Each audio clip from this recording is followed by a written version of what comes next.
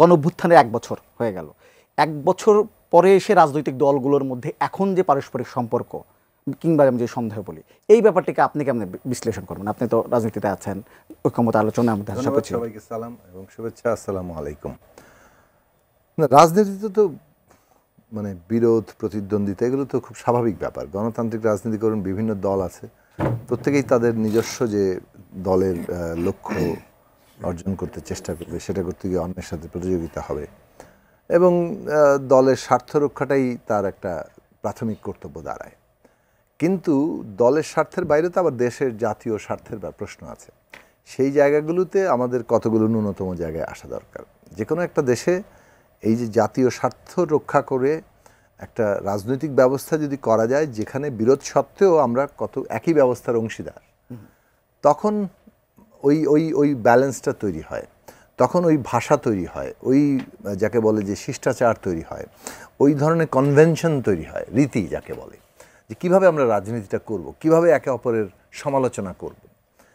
তো যে নোংরা কিংবা ধরেন অত্যন্ত শিষ্টাচার বহির্ভূত ভাষায় জনাব তারেক রহমানকে বিরুদ্ধে স্লোগান দেওয়া হয়েছে, তো সেইটা তো মানে মানে সেটা একটা খুবই ওই রাজনীতিরই বহিঃপ্রকাশ, যে রাজনীতি আমরা ছেড়ে আসতে চেয়েছি।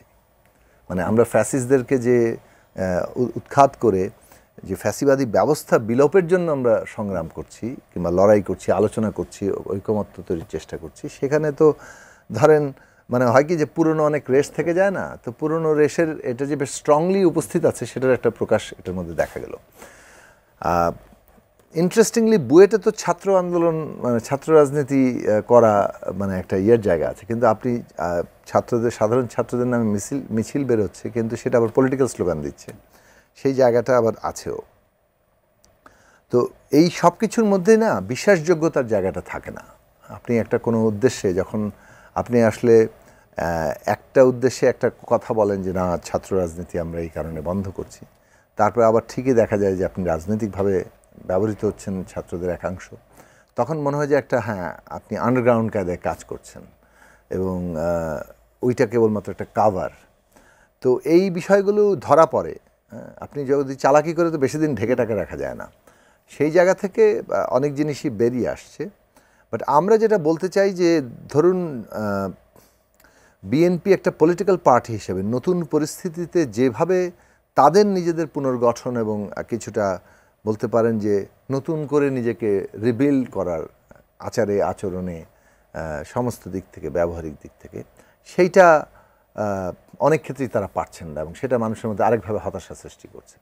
যেমন ধরেন বিএনপি বড় পার্টি, এটা ঠিকই, কিন্তু তার ছায়াতলে সমস্ত মনে হচ্ছে যে যারা ধান্দা করতে চায়, গুন্ডা পান্ডামি করতে চায়, দখল করতে চায়, চাঁদাবাজ, তারা সব এসে আশ্রয় নিচ্ছে এবং তারা সেই নামটা ব্যবহার করে ক্ষমতার ব্যবহারে সেই জায়গাগুলো করতে পারছে। তাহলে বিএনপি এটাকে কীভাবে মানে বিএনপিকে এটাকে ঠেকাচ্ছে, কতটা ঠেকাচ্ছে? এবং একটা তো ইনবিল্ট সমস্যা আছেই যে আমাদের সমাজটা একটা পেট্রন ক্লায়েন্টের ব্যবস্থার মধ্যে আছে। ফর্মাল সেক্টরের জায়গায় পুরো ইনফর্মাল সেক্টর কে চালায়? একটা ইনফর্মাল ম্যানেজমেন্ট আছে, সেটা করে সাধারণত সরকারি party with the help of the আইন শৃঙ্খলা বাহিনীর সহায়তায়। তারা একটা ক্ষমতার ছায়াতলে থেকে এই ম্যানেজমেন্টটা চালায়, সেখান থেকে রেন্ট সিক করে, সোজাসুজি বখরা নেয়। এই বখরার ভাগ নেওয়ার জন্য কিন্তু এখন সবাই জড়ো হচ্ছে ছায়াতলে। আর এইটা যদি আপনি ম্যানেজ ঠিক মতো না করেন, আপনি যদি আপনার দলে একটা প্রিন্সিপাল ঠিক না রাখেন, কিভাবে কোন লোককে কিভাবে জায়গা দিবেন, তাহলে কিন্তু ক্রমাগত আপনার দল আউট অফ কন্ট্রোল হতে থাকবে এবং রাজনৈতিকভাবে পুরো দলকেই মানে একটা বিপদের মুখোমুখি করবে, যেটা মুখোমুখি হচ্ছে বিএনপির প্রতিনিয়ত। তবে এই মিটফোর্ডের ঘটনা নিন্দা জানায়, এরকম নৃশংস হত্যাকাণ্ড, এটার কোনো মানে এটা দেখাটাই একটা ট্রমার জায়গা। কিন্তু নিশ্চয়ই এই প্রশ্নগুলো উঠবে, দুদিন পরে ভিডিও বের হচ্ছে, মনে হচ্ছে আগে থেকে একটা ন্যারেটিভ তৈরি আছে, এগুলো নিয়ে নিশ্চয়ই প্রশ্ন করার জায়গা বিএনপিরও থাকে। এবং রাজনৈতিকভাবে কি আমরা আবারও কোনো পুরনো খেলায় নামছি যে বিশেষভাবে মানে আমরা একটা কেন সুস্থ প্রতিযোগিতা করতে পারবো না?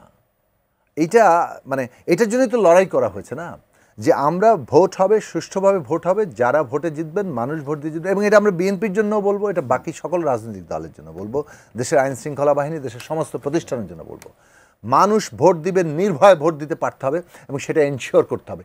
যারা জবরদস্তি করবে তাদের কারোর সাথে মানে আমরা নাই, এবং আমরা এটা সমালোচনা করতে কিংবা এর প্রতিরোধের যতটুকু আমাদের শক্তি সামর্থ্য আছে সেটা নিয়ে দাঁড়াতে 1 ইঞ্চিও কার্পণ্য করবো না। ফলে সেই জায়গাটা তৈরি করার জন্য বড় রাজনৈতিক দল হিসেবে বিএনপির যেমন রায় আছে, অন্যরাও কিন্তু আমরা একটা মিনিমাম জাতীয় স্বার্থের কাঠামো রক্ষা না করলে পুরো রাজনৈতিক উত্তরণের এই জায়গাটা যদি কোনোভাবে ক্ষতিগ্রস্ত হয়, এর পরিণতি যে কি ভয়ঙ্কর হবে সেটা সকলের হুঁশটা থাকা দরকার। বিশেষত যারা বিরোধী পক্ষ হিসেবে দাঁড়াচ্ছেন, বিরোধী তো আমরাও, কিন্তু জাতীয় স্বার্থ এবং দায়িত্বশীলতা খুব গুরুত্বপূর্ণ। এই গুরুত্বপূর্ণ জায়গাটা কেউ যদি ভুলে গিয়ে অথবা পাশে ঠেলে কেবলমাত্র সংকীর্ণ স্বার্থ পুশ করতে থাকেন, তাহলে কিন্তু অনেক সময় জাতি একটা বড় ধরনের সংকটে পড়ে, যেটা শেখ হাসিনা করে দেখিয়েছেন। সেই শেখ হাসিনা গিরি যাতে অব্যাহত না থাকে।